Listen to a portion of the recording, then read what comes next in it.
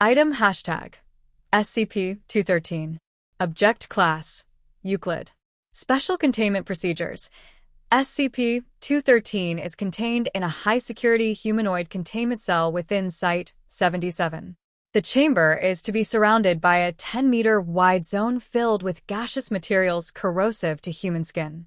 SCP-213 should be informed as to the nature of its containment to prevent manifestation of its effect, which would result in additional containment breaches. A staffing of 2 guards armed with high-pressure hoses, oleoresin capsicum, and polymer web grenades should be stationed outside the containment unit at all times. Description: SCP-213 is an adolescent humanoid male, 1.5 m tall, weighing 95 kilograms. SCP-213 is able to forcefully sever the bonds between atoms in any solid or semi-solid matter with physical contact. An intense flash of light is produced when doing so. SCP-213 can use any part of its body to manifest this effect, and has used it to disintegrate projectiles as they impact its body. Manifestation of this effect has proven to be extremely painful, with extended use causing enough pain to render SCP-213 unconscious. SCP-213 was recovered from Palo Alto, California, when reports of a teenage boy being arrested for homicide after vaporizing his girlfriend during coitus reached agents embedded in the local police department. Further investigation revealed SCP-213's anomalous properties. However, during initial containment, SCP-213 vaporized the agents attempting to apprehend it. During the ensuing firefight with MTF, SCP-213 was able to disable 2 agents before being contained. SCP-213's containment procedures were finalized on //19 and classified as Euclid.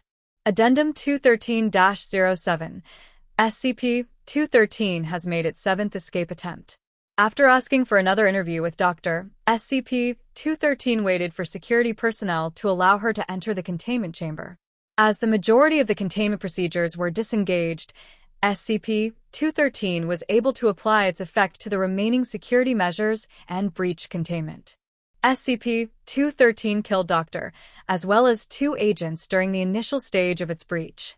SCP-213 had only seen a small portion of the facility and was easily apprehended after it encountered heavy resistance from security. Breaking through its cell weakened it enough to prevent further damage to other containment units. SCP-213 was apprehended in the site break room, attempting to break through the floor. However, extensive use of its effect left it unable to do so. Addendum 213-08. SCP-213 unintentionally breached containment on //20. Due to the nature of this breach, no consequence has been issued. Video feed taken at 3:15 a.m. from SCP-213's cell show its bed and a section of the floor being affected, which caused SCP-213 to fall into a basement level. Containment procedures have been slated for revision. Researchers note: from study of this video, it is clear that SCP-213's control of the effect is not as perfect as it previously believed, and it has become more cooperative with us in trying to establish a method to control and utilize it. Vague conjecture on the part of the review staff as to possibilities of what would occur should the effect trigger accidentally, including SCP-213 self-vaporizing, are noted as being particularly useful in this regard.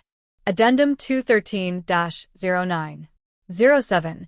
During a routine physical examination of SCP-213, lesions were discovered on its back, appearing as smooth nodules. Presently, there are 4 nodules placed at intervals on the subject's back in a perfect square. Distance between all 4 points is exactly 15 centimeters. Medical personnel have been assigned to SCP-213's containment in order to observe and rapidly respond to changes in this condition. Follow-up examinations have been scheduled. 09. A follow-up examination has led to the discovery of 2 more nodules located in the center of its palms.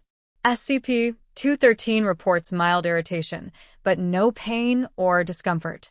They resist pressure applied with blunt or sharp instruments. During an attempt to excise a sample using a scalpel, the scalpel failed to cut and vaporized after a few seconds of applied pressure. SCP-213 denies responsibility for this occurrence. SCP-213 has become notably more apathetic and has expressed feelings of extreme pain from its back and stomach. 1-4 SCP-213 was moved to intensive care after being observed having a seizure in its containment cell. Examination of SCP-213 shows an additional 10 nodules have appeared on its back. A perfect distance of 5 centimeters separates each one. SCP-213 continues to report no pain from the lesions. SCP-213 has been assigned additional medical observers who will remain outside its containment with the standard guard staff for the next week. 2-3 All nodules on SCP-213 have disappeared and been replaced with thin incisions slightly less than 1 millimeter in width. During inspection of these new changes, the medical examiner witnessed the incision on SCP-213's left palm open, and an eye was observed watching her. SCP-213 has been placed in the medical wing indefinitely, pending further changes to the subject's condition. Addendum 213-10. The source of SCP-213's effect appears to be a parasitic infestation of unknown origin inhabiting its body. This life form has not attempted to communicate, but does observe any persons in SCP-213's presence through the lesions present on SCP-213's body. SCP-213 has exhibited panic over this development and requested several times the entity be removed from him. Any requests of this nature from SCP-213 are to be denied, pending further research. Researcher note: the organism inhabiting SCP-213 fails to show up on any medical scan we have at our disposal.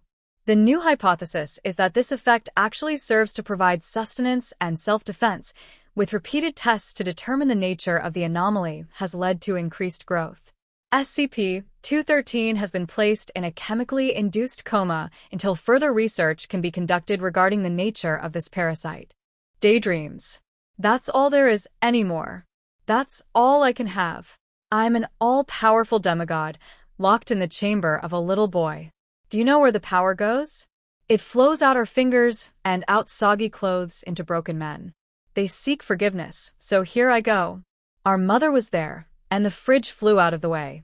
Mommy's pretty neck, gone in a flash, bursting blood onto my poor hands and dripping onto the floor.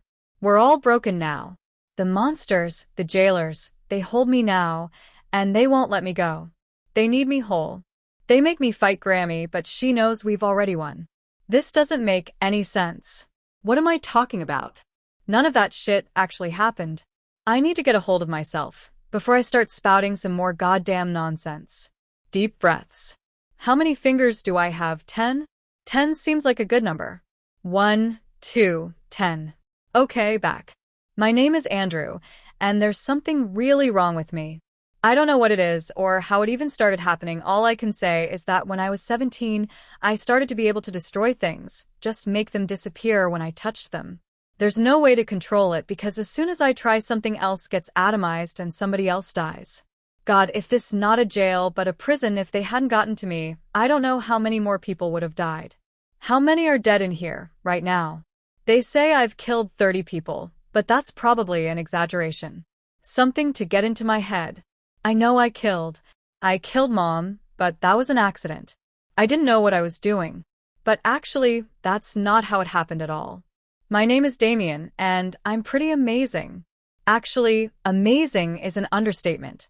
I can do incredible, mind-blowing shit that none of you pussies reading this could even dream of.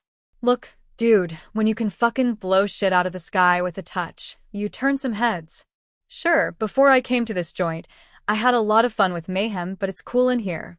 Where else are we gonna ignite some old hustler and kick back with the yoo-hoo? It's cold in here, but we're still sharp.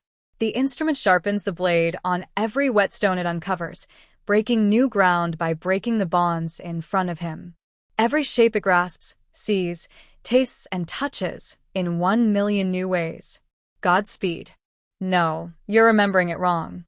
You need to answer us. What is your name? I don't have one. I don't know.